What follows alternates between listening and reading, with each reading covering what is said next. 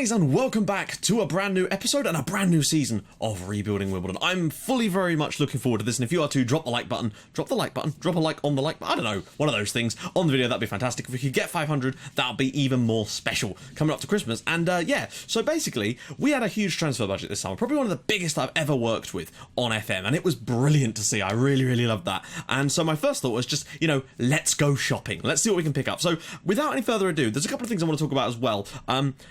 But firstly, I applied for the USA job because it came up, but unfortunately we didn't get it. And that's the one national team job I'm going to take is the USA job, but it didn't. Klinsmann left, but they appointed some guy called Dominic Kinnear, who I believe is a manager in the MLS, or recently was. And they didn't even accept, like, they wouldn't even give me an interview, which kind of sucked. I thought by now we would have earned a little bit of credit for that, but there you go. That one was not to be. And also, as I would have said last night in the post-mortem video, but some of you guys obviously wouldn't have watched that, which is fair enough, we're getting our stadium extended again. The board have, again, done this without my permission, but I think now it's not such a big deal. Plus, I believe we kind of have to, because it said it was to meet Premier League requirements. So we're getting an extra 5,500, which will take it to 16,500, which is still not fantastic, but we're just going to have to keep improving it every chance we get. Now, let's get into some transfers, and yeah, this is going to be a fun time for us, so enjoy these, and cue the music. Next up is Juan Fuentes. Now, I said in the episode yesterday that I wanted to sign a left back, or rather I said in the post-mortem episode, and I thought to myself, this is about as good as we're going to be able to get. So I have signed some real players, not as many as I would have liked. I actually attempted to try and sign up quite a few more this summer, but the problem is our budget was in line with the sort of prices that they wanted us to pay, and we could afford the budget for the players. The problem is the players themselves still don't want to join us because our rep has not yet caught up with our budget. So I've had to sort of scrounge a little bit on some of them, but I feel that Fuentes is actually a very decent left back. He's got great tackling, he's got decent dribbling and crossing. It's not fantastic, but the crossing is solid, and I think he's a lot better than what we were losing last year with the likes of Scherf and Toure and players like that. Basically, we've paid £1 million for him. Next up is a goalkeeper. Now, I said I wanted to sign an experienced goalkeeper who was better than Bachmann, and unfortunately we weren't able to get Bachmann back on loan. Stoke said they wanted to give him a try in the first team, and he wasn't doing superb. Well, he was doing alright, but as I would have said yesterday, that I perhaps wasn't going to keep him. I did actually try to in the end, just for cover, but unfortunately Stoke said they wanted to keep him, and then when I thought, oh, I'll put a transfer bid in, and then he wouldn't join us, which was annoying. And that's unfortunately the same thing that's happened with Fabio. We couldn't get him back. I put a bid in, I had a bid accepted again, but I couldn't even enter talks with him. I couldn't even talk to him, basically, about joining us. It just said he wasn't interested because we weren't playing in the Champions League, which kind of sucks because, like, you know. And now he's gone out on loan, though, to Corinthians. But the most annoying thing is I put in another loan bid, and they said that they wouldn't accept it because they wanted him to give him a chance. And then when I tried it again, they said that they would give him they would let us have him if we gave them enough money. So I offered them twice his wages plus £150,000 a month, and then he signed for Corinthians on like 20% of his wages, which really pissed me off, because I really think he could have been great for us, but unfortunately that's just how it is. I didn't think we were going to get him back, and it sucks though, but I may still try again next summer if we're further up. But this is Luis Ribeiro. We paid a little bit more money for him, but still only like £3 million from Rapid Vienna, and I think he's decent. He's not bad as a sweeper keeper. He's got that 12 rushing out. He's got decent positioning. He's got good stats. And I think for the most part, he should be a step up. And I really hope we'll see that played out in the stats this year. Next up is a centre-back. And I said I wanted to get a centre-back in. And this is the lad I brought in from Villarreal. £1.9 million. Bernardo.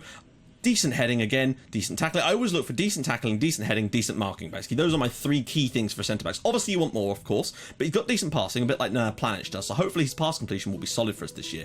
But solid mental stats as well. Determination is very high. That's another thing I tend to look for, just from back in the day when there was that sort of theory that it helped with development of players. I don't think that was actually the case, but I still look for high determination in players, just because it makes me feel more confident about them in general, which is why you might notice I often sign players that have got, well, perhaps not 19. This was incredibly high for him, but you know what I mean. So there we go. His balance is a bit poor, his pace isn't that great, but he's so strong. He's got great jumping reach. He's fairly tall as well, so I really hope that he can win a few balls for us in that area, so I'm pleased with him. Next up is a player that you probably wouldn't have expected me to be signing, but he became available and we picked him up for like £300,000. Yes, I know he's 29, but I wanted some strength in that midfield. And when Tom Cleverley came available, I looked at his stats, did some comparisons to the players we've got, and frankly, he's a really good player. And the fact is, with Everton being relegated, we were able to pick him up for, I think it was either £300,000 or £400,000 dead. That was it, flat fee. And I thought, for 400 grand, what's the problem with bringing him in? Now, unfortunately, we have still got Krista Listel, and that means that his highest earner clause has been buggering me off this entire month, unfortunately, because there's nothing I can really do about it. I've tried to sell him, nobody wants him, and he's just the thing I've managed to do to get around it is, instead of offering players lots of money per week, I've tried to get them as close to his his wages as possible, and then just offer them loads in signing on fees and agent fees. That way it brings their overall wages down. It means that, yeah, we pay a little bit more for them sometimes, but it might still be about the same. But then the point is we don't have to pay a player that isn't worth it more money. And that's a stupid mistake on my part. But unfortunately, even offering him a new contract doesn't work because we're not allowed to at the moment, and even if I did, he'd then want even more money. So that's a problem. We do need to fix that, but that's all on me. The final real player that I brought in, now this one was a strange one because I actually signed him quite late in the window, and I've got some regens to show you as well, but he became available, and this was a free transfer. So I thought to myself, you know what? He's a free transfer. Look at the stats on Keisuke Honda. Yes, I know he's 33 years old, but I couldn't turn down the chance to get him on. Only 20 grand a week.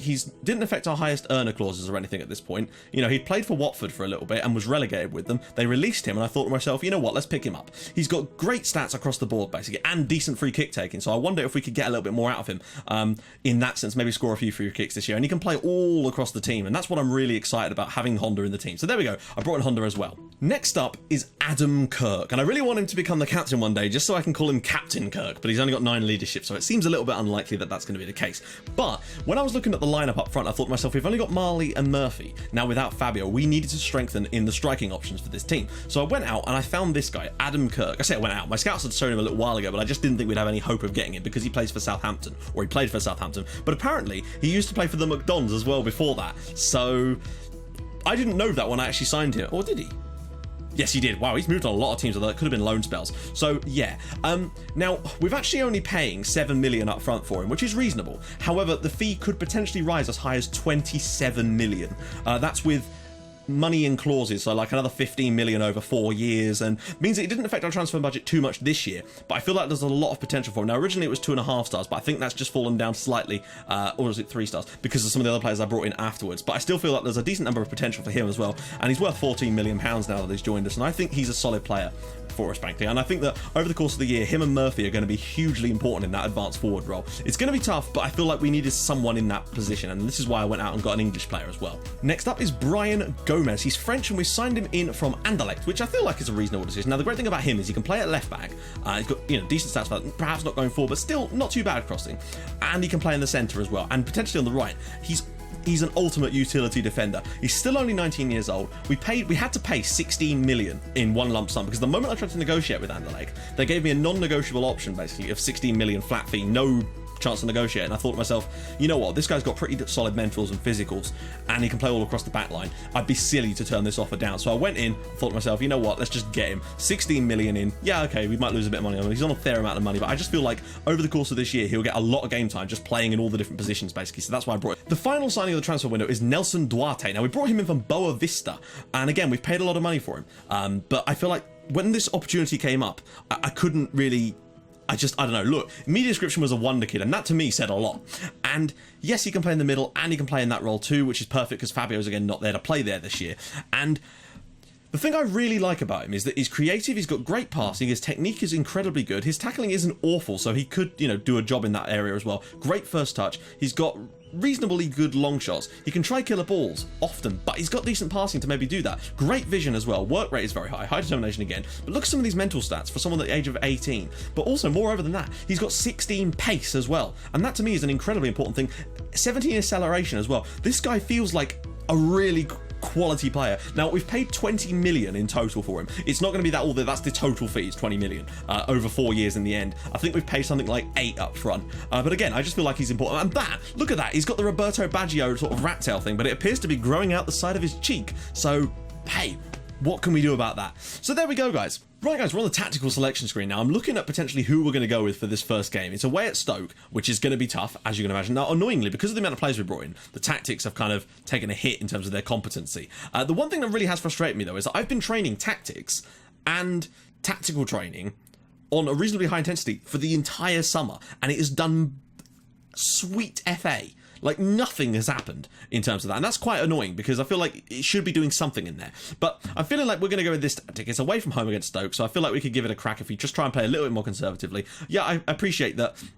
People have said to me, you know, you don't have any defensive cover. But the thing is, box-to-box midfielder, I feel like we need to have a box-to-box midfielder here. If I put him on a ball-winning midfielder on defend, I just feel like we would then be a bit lacking in this midfield. I might try it out at times in the series, in terms of the season, but I don't know. I'm quite happy with this system currently. We've done right with it since we improved, but there we go. So I think today, unfortunately, we've got some injuries at the moment. Listel's suspended as well. Schala is again out injured.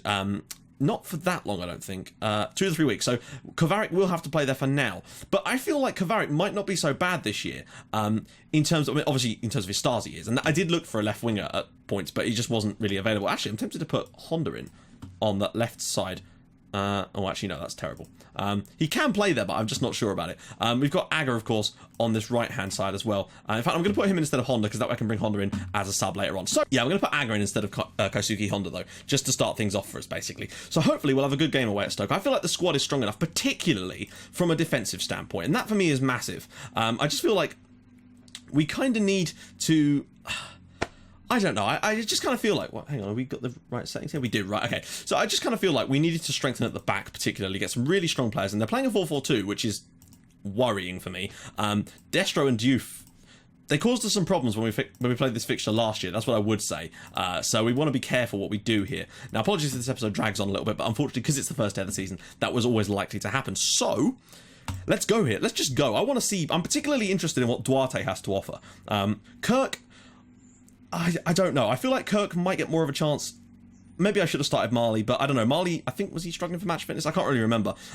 Kirk is, again, an advanced forward, and that's kind of what we want from this system. But we'll have to see. I think the team's improved vastly over the summer, and that money, I feel like I've spent it well. I feel like it's probably one of the best transfer winners I've managed to do.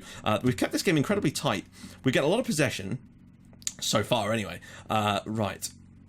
Winning some key tackles. Fuentes is winning a lot of tackles. But we're not offering much going forward just yet. Stoke have been much better team in the air, interestingly. Right, okay. So, I don't know what Fuentes is like going forward, but again, I feel like Kovarik, until Schla's back, will at least have a decent player behind him, and so we might be a little bit better off, and he might actually perform better as a result of that. Aga's into space here. Can he get fouled? All the way across. Adam Kirk, and what a chance that was for us. We should have really taken the lead here at the Britannia through Adam Kirk on his debut. There's a lot of debuts today, to be fair. First real chance of the game, though, comes from us, and look at that possession stat. I'm actually tempted to push the tempo a little bit. My assistant actually in the sort of whole team meeting part before did say we should not do that. And he also said that perhaps taking off the work ball into the box instructions. So I'm actually going to try that now and see if those instructions that you get pre-match actually have an effect on things, basically. Or whether they're actually... Alright, okay. Shellbread has done well so far. Oh, dear. Fuentes has done well, though. And he's got it to Adam Kirk, but we need support coming up the pitch now. Kirk's done well to hold that up. No, he hasn't. To be fair, he had no support that time. Duarte, I think, must have been a bit deeper than he should have been. Cut out by Bernardo, though. Good stuff. Fuentes, cleverly, out to Kovarik. You know, Kovarik is basically like a League One level player at the moment, and that's an area that we really do need to strengthen. But again, there's only so much you can do in one summer. Ramsalar, can he find it through to someone? He can't, but Manquillo should be in there, and there might be a space in behind. Ramsalar finds Aga, he's through on goal here. Can Aga score? No, he can't. Aga again, and Szczesny makes the save. Now, it annoys me that Stoke said that they were going to give Backerman football, and that's why they brought him back. But then they've got Szczesny. He's never going to play. Right. I'm very, very pleased with that first half. I actually think, even with this tactic, as it is quite an offensive tactic still, we're playing very, very well here and probably deserve something. Right, we're going to have to turn all these on, of course, because this is the first game I've actually played during this transfer window. We don't play the friendlies. Something that does annoy me, actually, about playing friendlies is that, for some reason, my assistant refuses to make substitutions. Like, half the time, he just won't make any, and it's very frustrating. Wow, look at that. Right, how are Stoke doing? It's very... We might actually have to take a look at that. They're completing a few crosses from that side, and again, that's probably because Kovarik's not getting back enough. So I'd be tempted to put Fuentes... Okay, let's just take a little look at the players and see who's actually done the most in terms of key passes. So Destro and Diouf, but also Shellbread. So Shellbread's on the wing, though, and... Oh, they've changed that now. So Diouf's gone off, interestingly. So I'm going to bring that in like that, and then I think that will probably do for the rest... I feel like we probably deserve the lead maybe a little bit so far. We've created the better opportunities. Stoke have not created a chance that's been highlighted so far. So I want to see if... There we go. Manquillo tracking his run nicely. Ribeiro, again, on for a clean sheet so far. But I want to see something out of Duarte. He's on a 6.8 so far. Kirk's had a really good chance, but it's nice to see Fuentes and Ramsalar both having really good games so far. Particularly Ramsalar. Right. This game is incredibly tight so far. We need... Oh, that's not good from us. Destro's through here. Don't foul. Good save from Luis Ribeiro. It's the first time he's really been called into action. I'm just thinking, perhaps Anderson with a great clearance. Careful, get out to Shellbread. Right, changes to be made. Now, the thing is, we can make changes. Adam Kirk, we've got... I'm going to bring Marley on, because maybe we can get some balls up to him and win some headers. Bernardo's on a booking. who do we got on the bench? We've got Brian Gomez. This is brilliant. Kaisuke Honda, I'm going to bring him on. Actually, no, I'm going to save that. I'll bring Honda on later. I'm thinking of bringing him on for Duarte in the middle, just to maybe give us a little bit more craft in there. Fuentes has won a lot of key tackles so far, and that pleases me. Even if we got a 0-0 draw here, it wouldn't be the worst result away from home, but we've played well enough to maybe think that we could score in this game. It's been very tight, though, for both sides, frankly.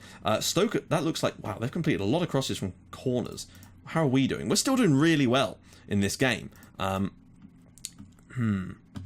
feels like I feel like there's another player for Stoke that's now started getting a lot of these. Hahn in this second half is that I wonder if we just put Fuentes back to defend right now to try and just eke out, I don't know, maybe even move Kovacic back as a sort of a left-sided winger rather than a like a full-on, just move him into here.